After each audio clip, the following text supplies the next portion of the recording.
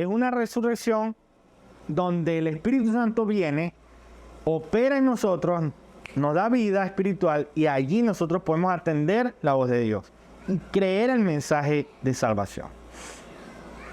Ahora, ¿cuál es la segunda resurrección entonces? Pues hay primera y segunda. Claro, no va a llegar hasta la tercera, pero bíblicamente hay primera y segunda. La segunda resurrección es la física, la resurrección física, es decir, cuando Jesucristo venga con poder a juzgar en su segunda venida, dice que los muertos en Cristo se levantarán primero. Entonces, es decir, todo el mundo va a resucitar, incluso los malos, hasta los malos van a resucitar. ¿Qué dice la Biblia sobre esto? Mira lo que dice. Apocalipsis 20:12. Y vi a los muertos, grandes y pequeños, de pie ante Dios. Y los libros fueron abiertos. Y otro libro fue abierto, el cual es el libro de la vida.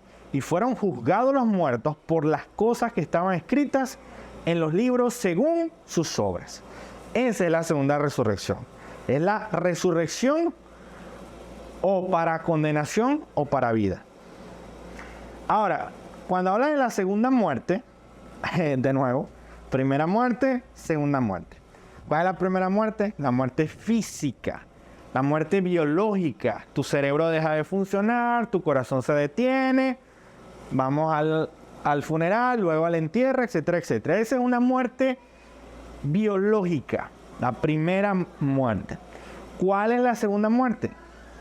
La muerte espiritual, es decir, de condenación. Referencias bíblicas, Jesús dijo, serpientes, generación de víboras, ¿cómo escaparéis de la condenación del infierno? Ezequiel 18:4 dice, he aquí todas las almas son mías, como el alma del Padre, así el alma del Hijo es mía. El alma que pecare, esa morirá. O sea, hablando del alma, no te está hablando del cuerpo, sino alma. El alma que pecare, esa morirá. ¿Ok? ¿Estamos claros? Primera resurrección, segunda resurrección, primera muerte, segunda muerte. El punto es el siguiente. El que resucita en la primera resurrección tiene vida eterna y no va a haber la segunda muerte. ¿Sí me explico? El que resucita en la segunda resurrección, que es física, que no es espiritual, sí va a haber la segunda muerte. ¿Sí me explico? Que es la condenación eterna. Nosotros vamos a ver cuál. La primera muerte. Nada más. ¿Sí se entiende? Ok, perfecto. Luego de que vemos la regeneración espiritual, otra de las cosas que hace el Espíritu Santo es traer arrepentimiento a nuestras vidas. Hebreos 6:4 dice, porque es imposible que los que una vez fueron iluminados y gustaron del don celestial fueron hechos partícipes del Espíritu Santo, hablando de arrepentimiento. Segunda de Timoteo 2:25, que con mansedumbre corría a los que se ponen por si quizás Dios les conceda que se arrepientan para conocer la verdad. Hechos 2:38, arrepentido y bautícese cada uno de vosotros en el nombre de Jesucristo para perdón de los pecados y recibiréis el don del Espíritu Santo. Entonces, el arrepentimiento es parte también de la regeneración. El hombre que se arrepiente de sus pecados es porque el Espíritu Santo está haciendo una obra en él. Es imposible que ocurra de otra manera. Luego, página 5, la conversión. Ya hay regeneración espiritual, luego hablamos de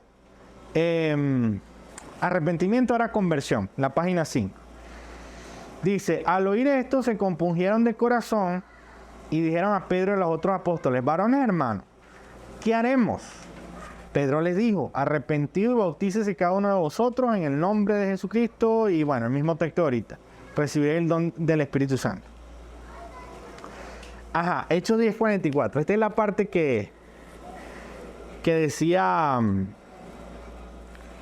que si el bautismo del Espíritu, que dicen no, que el bautismo del Espíritu, que primero el bautismo del agua y después el bautismo del Espíritu, que a veces se ha malentendido eso.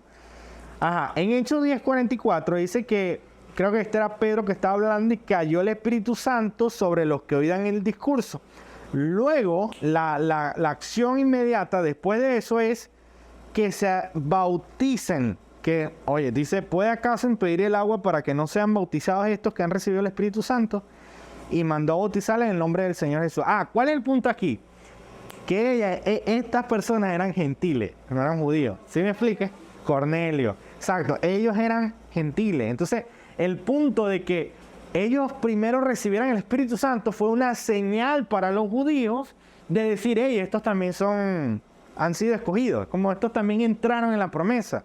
Y conectaron cuando el profeta hablaba de que yo te levantaré como estandarte a las naciones y todo lo demás, y las naciones vendrán a ti. Entonces ahí fue donde entendieron. Pues era señal también para los propios judíos. Pero eso no quiere decir que hayan dos tipos de bautizo. ¿Sí me explico? El bautismo es el bautismo de agua, ¿verdad? Y el bautismo en fuego, que es el que habla Jesús. Bautizaron en fuego. El fuego significa Espíritu Santo, pero tiene que ver con regeneración, arrepentimiento y conversión. ¿Ok? Ese es el punto. ¿Por qué no puede ser relacionado al tema de las lenguas? Por ejemplo, que hablen en lengua y todo ese tipo de cosas. Porque la misma palabra dice en Corintios y en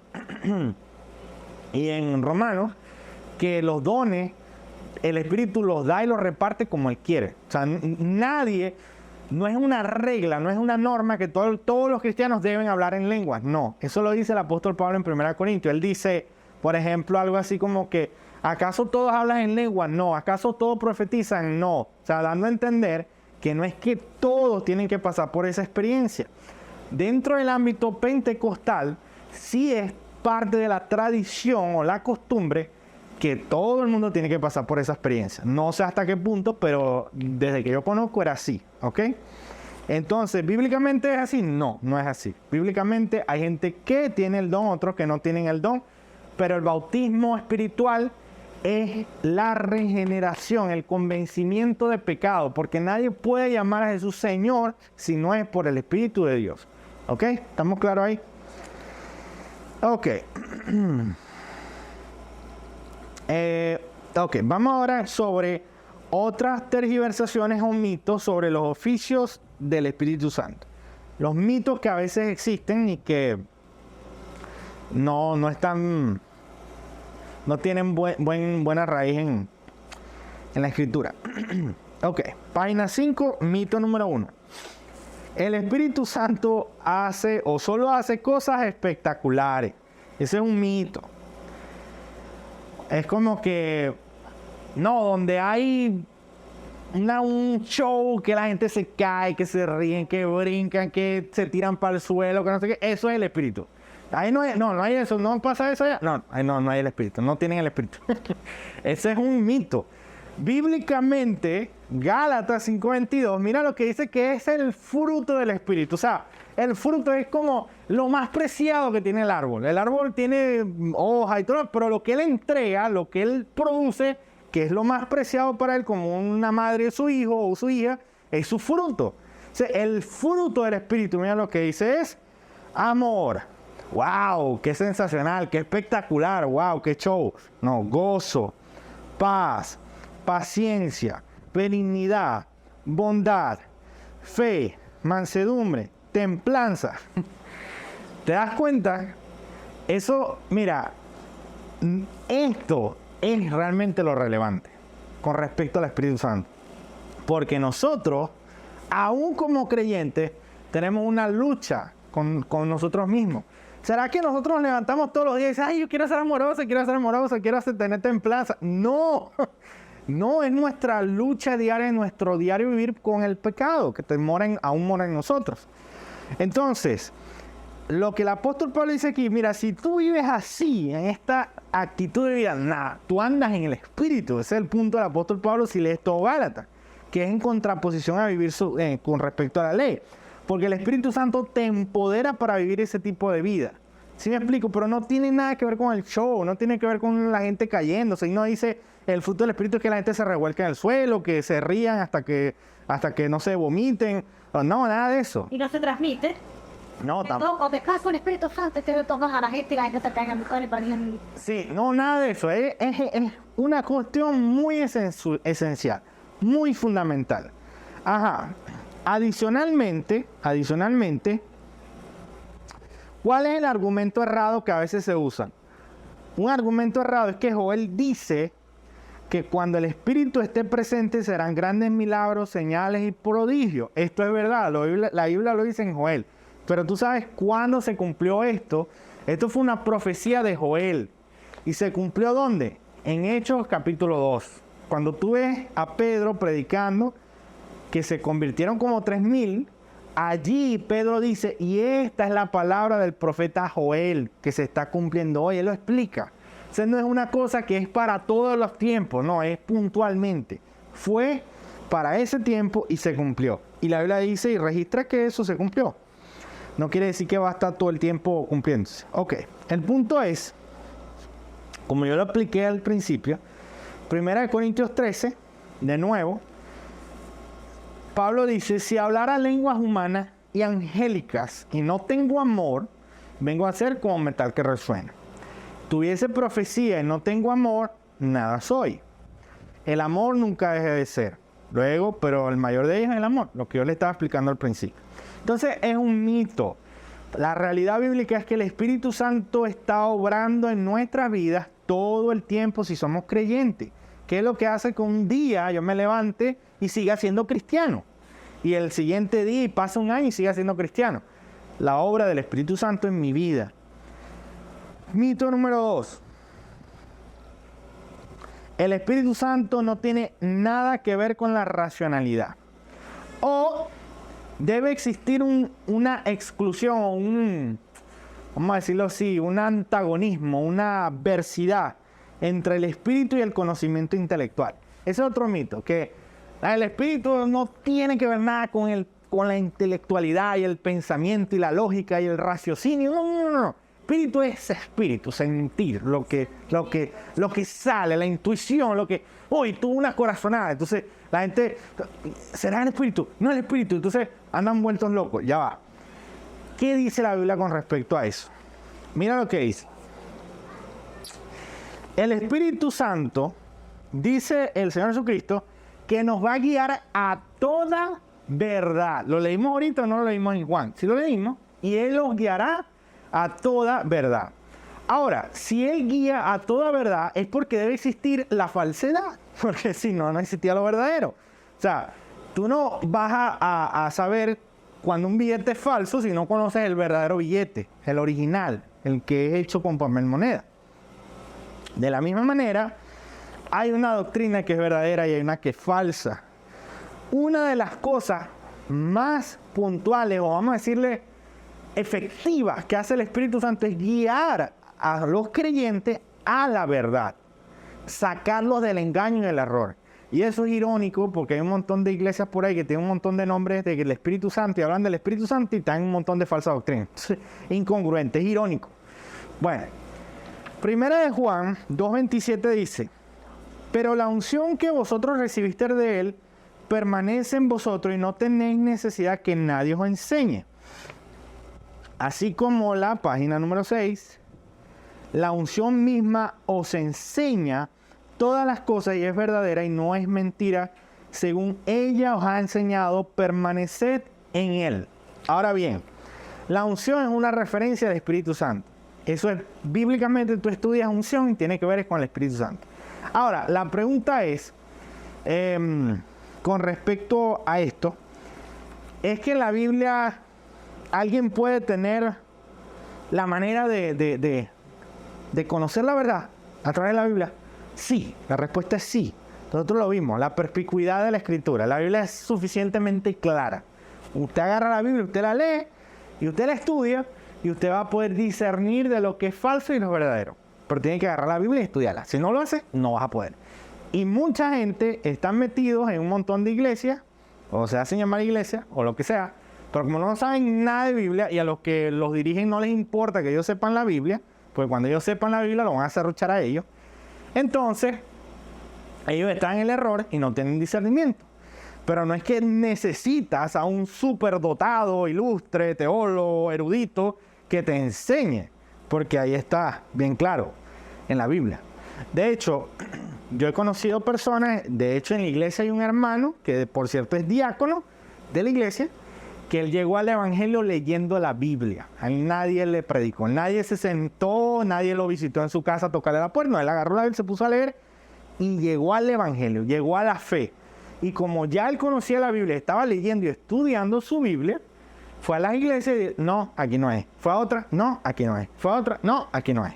Y así llegó a la iglesia de la gracia. Imagínate. Entonces, el punto es que hay que conocer la palabra.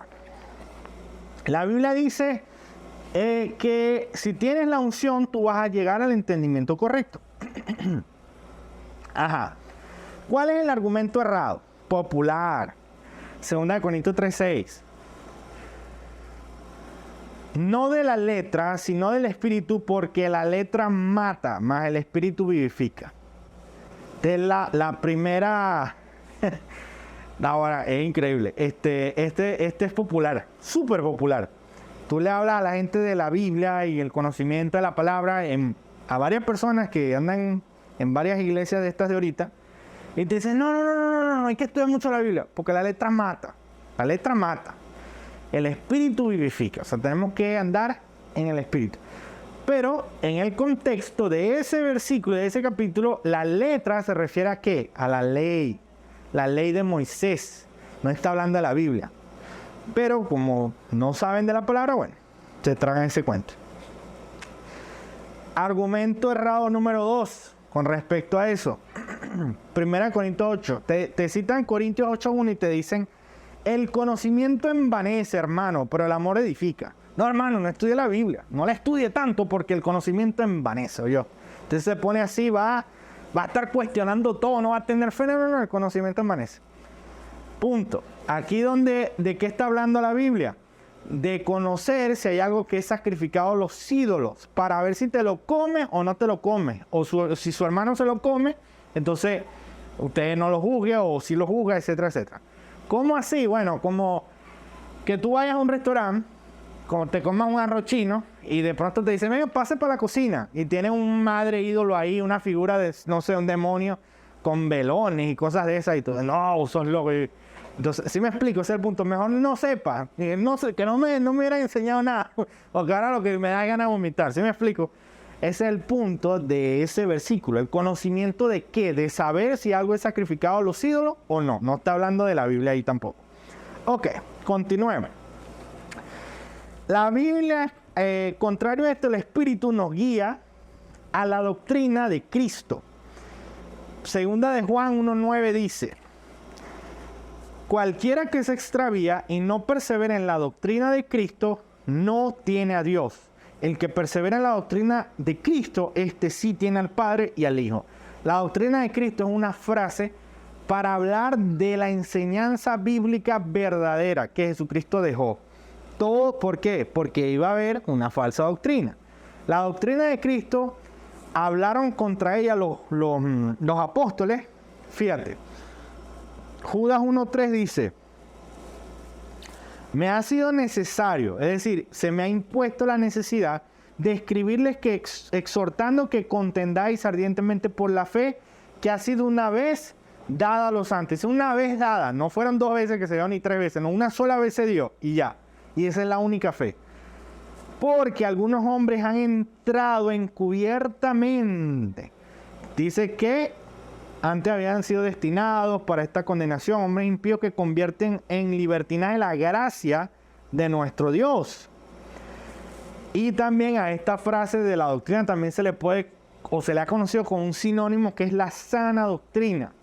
Dice 2 Timoteo 4:3, porque vendrá tiempo cuando no sufrirán la sana doctrina, sino que teniendo comezón de oír, se amontonarán maestros conforme a sus propias concupiscencias y apartarán de la verdad el oído.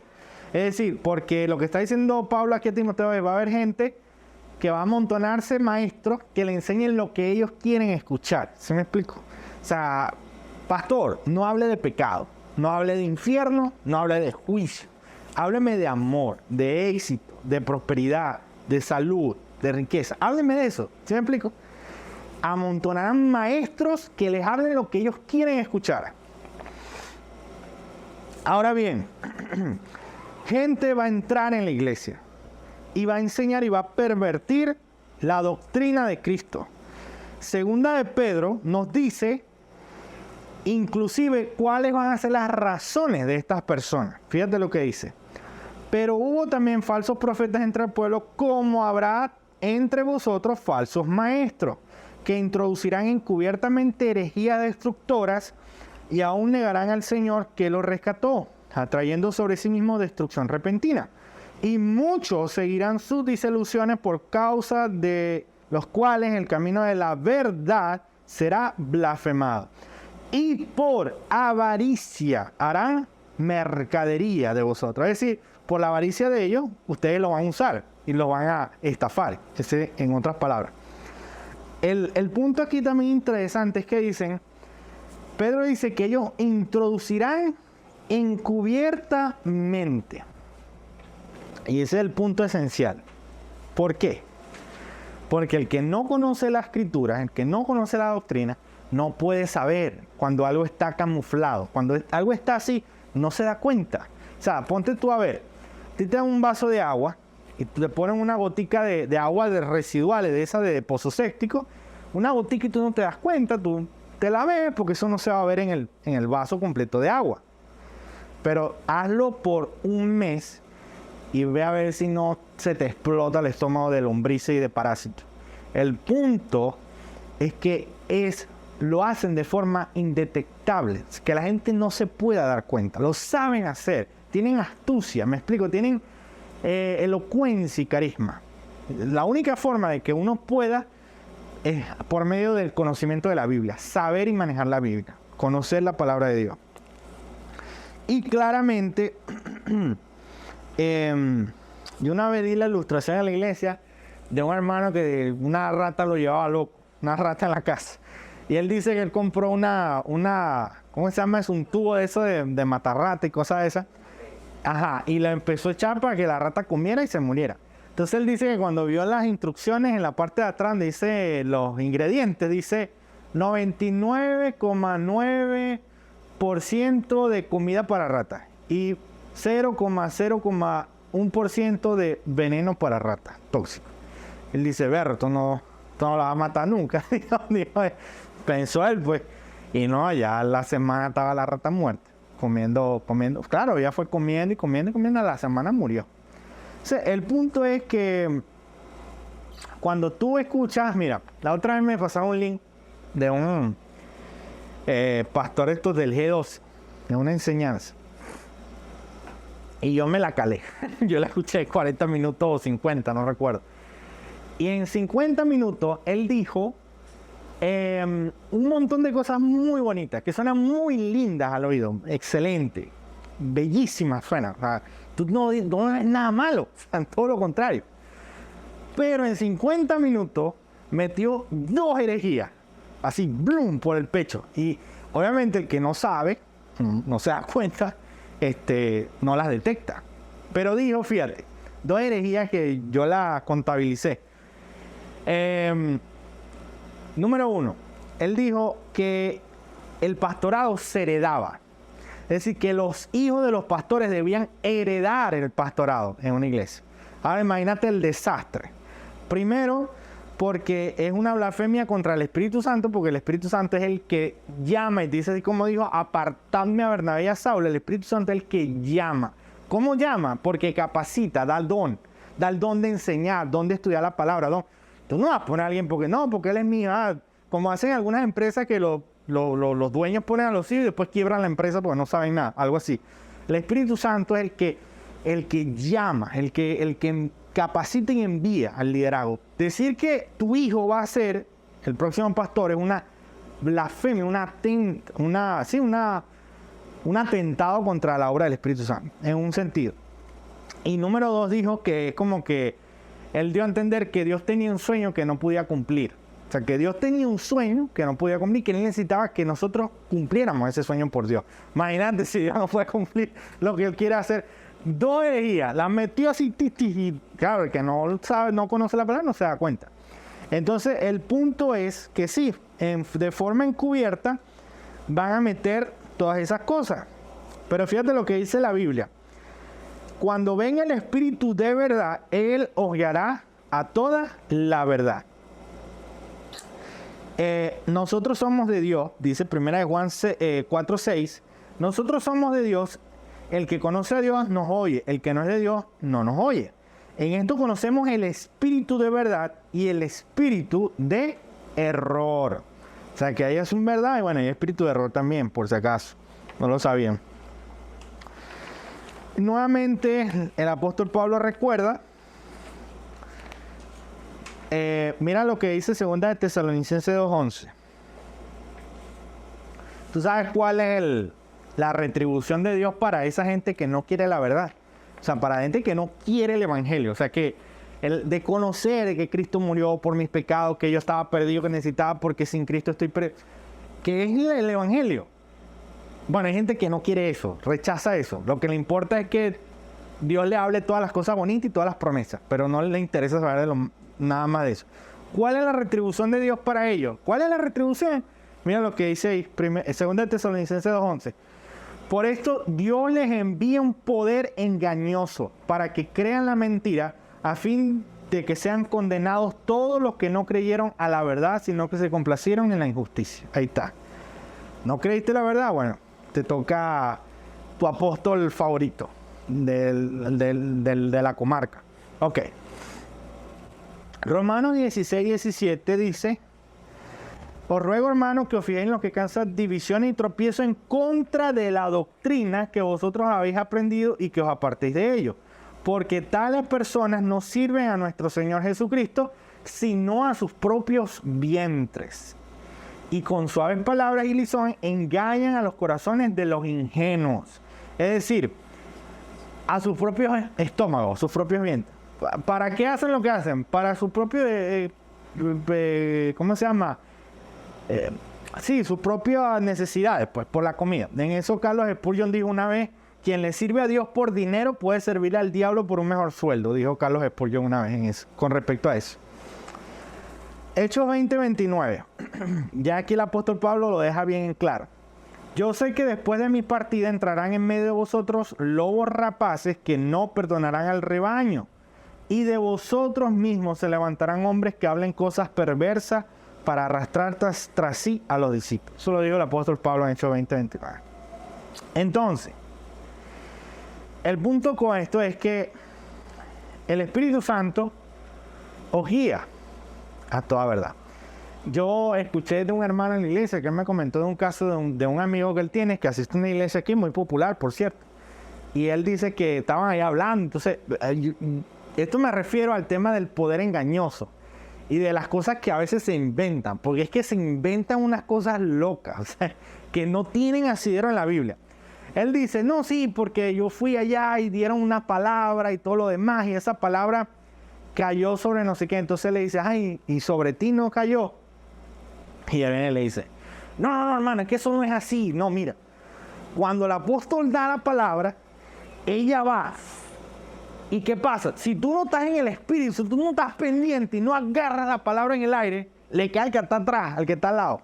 Porque a no sé quién le dieron una palabra profética y ella no salió embarazada, sino a la que estaban como 3 filas más atrás. Eso fue que le cayó al otro que está. Entonces, yo no sé, yo no me imagino al apóstol Pablo y al apóstol: pero mira, agarra tu milagro, que no sé qué, tirando ahí, tú sabes, a pegarla. No.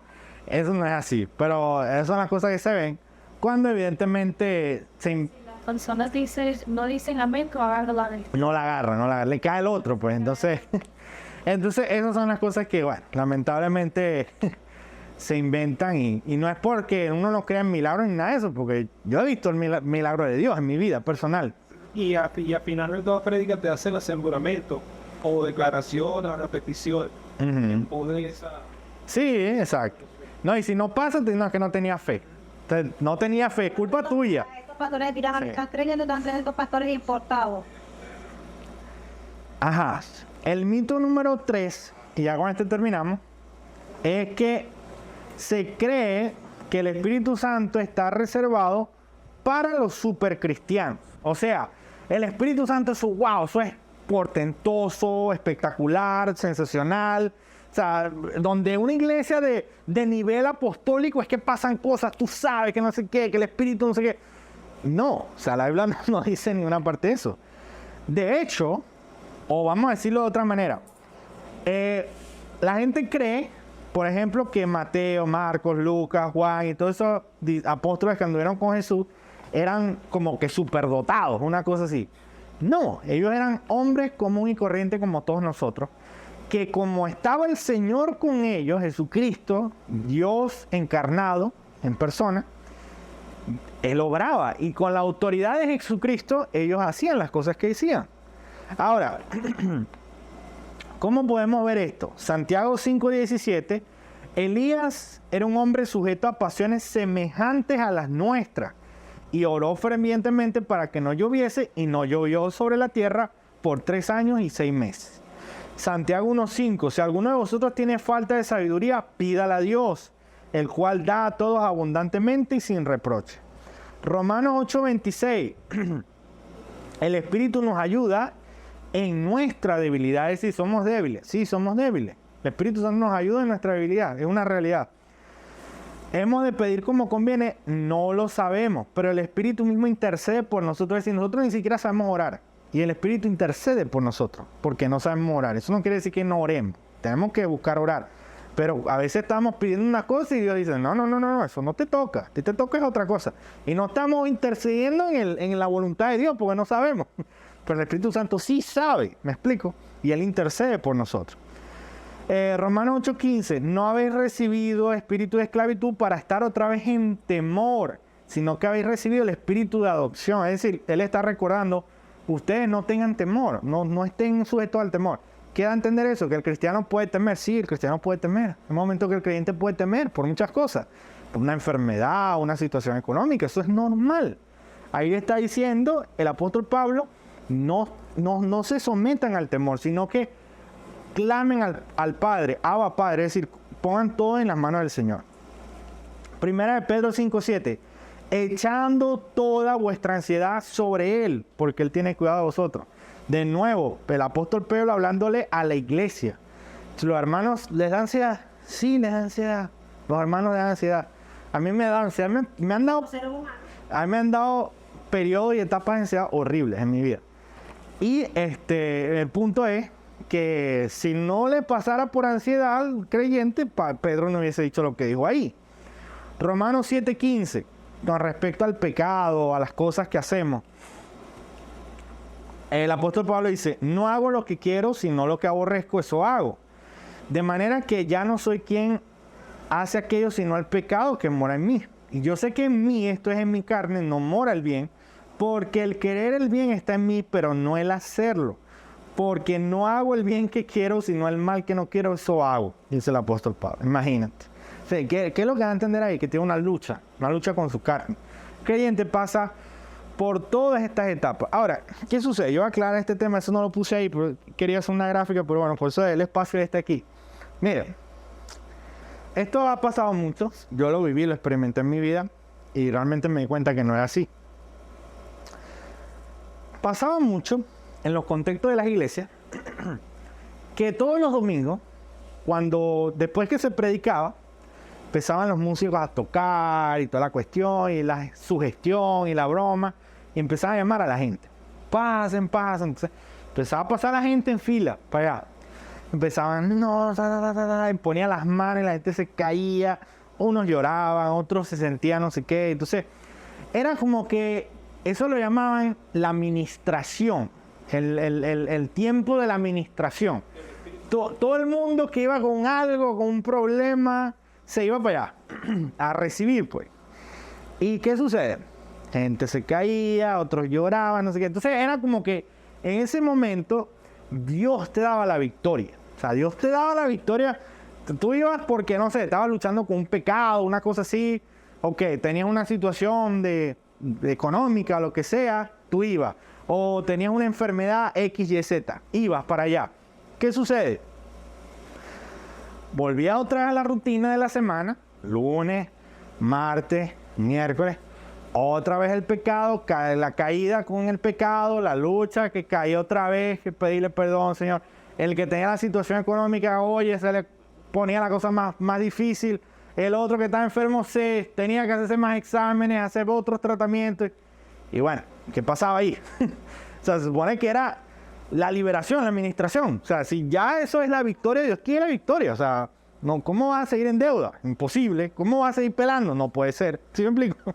Entonces, eso no ocurría. Quizás habían personas que sí pasaban por ciertas cosas y bueno, gloria a Dios, que Dios hace milagros todo el tiempo, pero dando a entender que no era porque Dios es el que hace como Él quiere. O sea, nadie puede obligarle a Dios y decirle, Señor, yo estoy aquí porque estoy enfermo, sáname. Entonces, pero Dios dice, no, es que tú enfermo, es que vas a crecer y yo te voy a enseñar y no sé qué. Resulta ser que seguía el hermano enfermo toda la semana y dice, pero bueno, y la gente seguía y otra vez y volvían a pasar y eso es un ciclo repetitivo. ¿Qué pasa con eso? Eso tiene un origen. Históricamente, hubo algo que se llamó el perfeccionismo. Y el perfeccionismo viene de un contexto pentecostal. El perfeccionismo enseñaba que el creyente está aquí, ejemplo, esta es su vida espiritual aquí, y de pronto en una liberación, un acto de esto, una cuestión, hace así, subía hasta aquí, hasta el 100%. Y luego, obviamente, como el Espíritu Santo, entre comillas, no es permanente, y todo, entonces, pecado, hacía algo, para el suelo otra vez. Se volvía el domingo ahí para recargar otra vez la batería. ¿Sí me explico? Como esa forma. Entonces, eso no es bíblico. De hecho, el punto es que el creyente sí crece en la santificación, pero el proceso no es así. El proceso no es de aquí a 1 a 100, no. El proceso es así, ¿ve? Te voy a explicar. Gráficamente uno empieza así. Y va, y vuelve otra vez. Y entonces vuelve, cae, se levanta, empieza, sigue luchando, baja, así vuelve, va creciendo. Y estos son años, hasta que por fin, cuando venga Cristo, estamos al 100%. ¿Me explico? Esa es la forma. Es gradual y es con altibajo, pero la constante siempre es de crecimiento. La tendencia es a la subida, pero de esta manera. Entonces, las caídas somos nosotros. Las alzas, el Espíritu Santo obrando en nosotros, ¿sí me explico? Y nos va llevando así, por etapas, nos va llevando y cada vez vamos entendiendo, ¿sí me explico? Y es la manera. Bueno, hasta aquí la clase. Vamos a orar y entonces